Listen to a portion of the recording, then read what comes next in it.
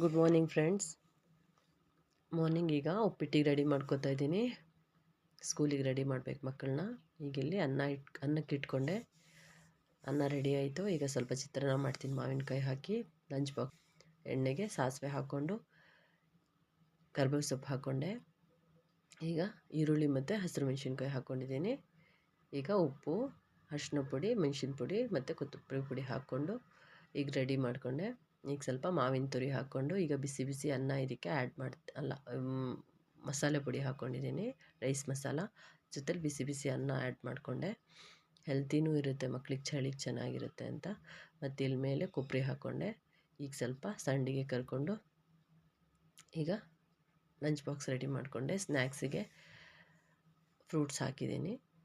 Lunch box ready ಆಯಿತು. ಮಕ್ಕಳಿಗೆ ಉಪ್ಪಿಟ್ಟು ಕೊಟ್ಟಿದ್ದೀನಿ. ಈಗ ಜೊತೆಯಲ್ಲಿ ಕಾಫಿ ಕೊಡ್ತಿದ್ದೀನಿ. ತಿಂಡಿ ಮಾಡ್ತಾಯಿದ್ದಾರೆ. Thank you.